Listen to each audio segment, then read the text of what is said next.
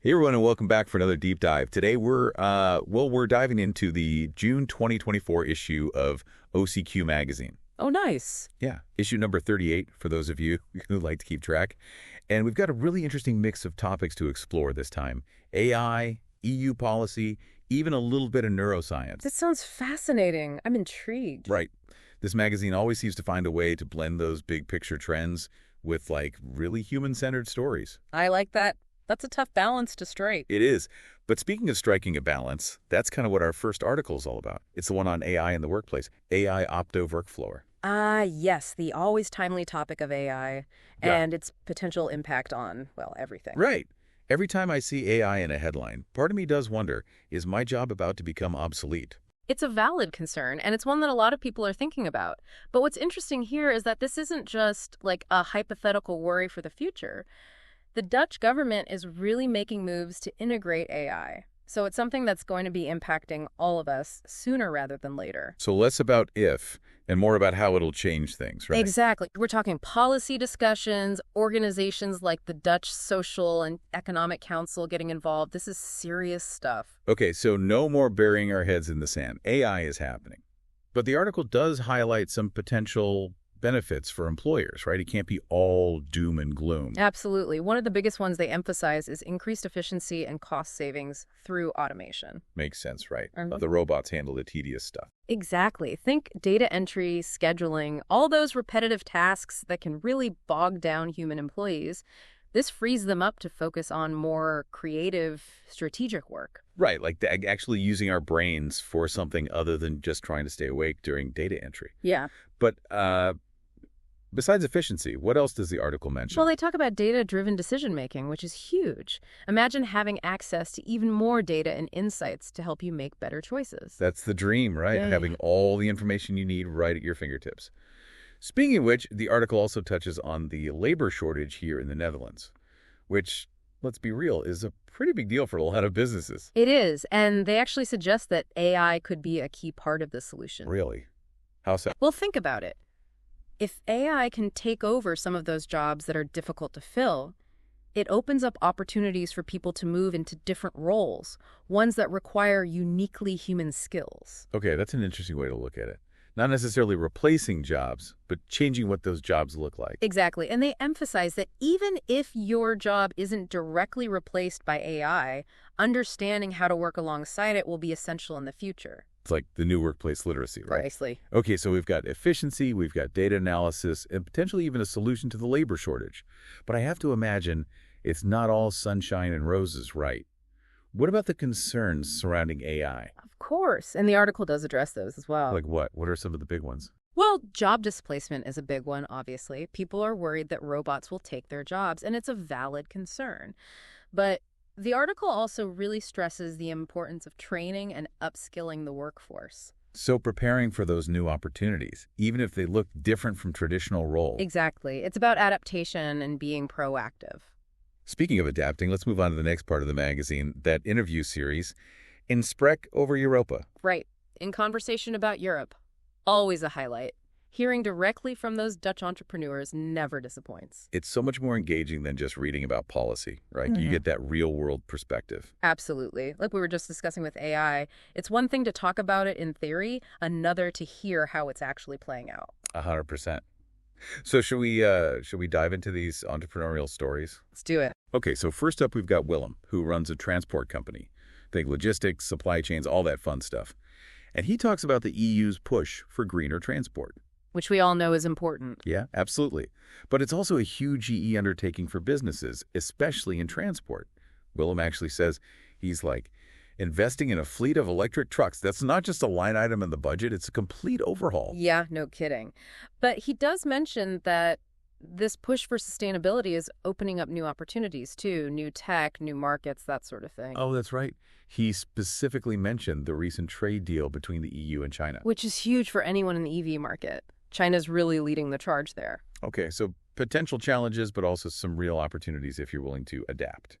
All right, next up is Peter from the world of ICT. Yes, Peter.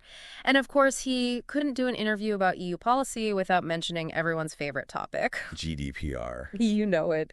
But his take on it is actually quite interesting. Really?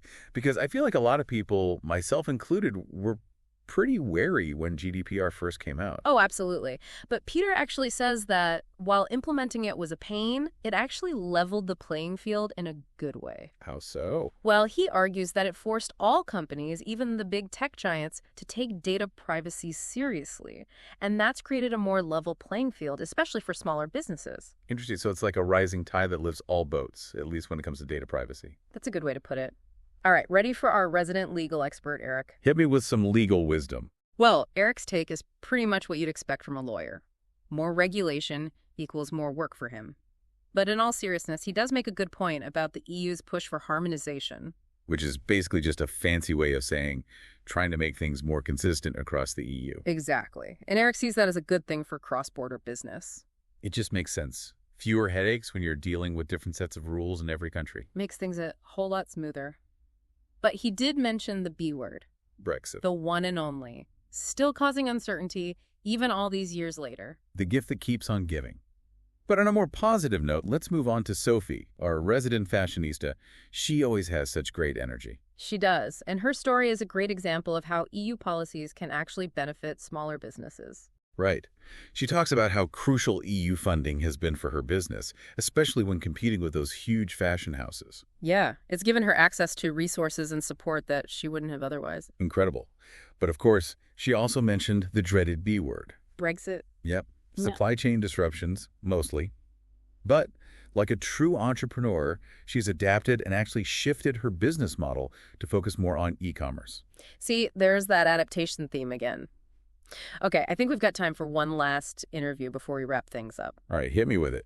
Who's our last stop on this entrepreneurial road trip? This one's for all the car enthusiasts out there. Meet Martin, our friendly neighborhood car dealer. Okay, I'm intrigued. Tell me more. So Martin's interview is basically a crash course in the future of driving. Like electric vehicles, self-driving cars, that kind of future. Oh, you better believe it.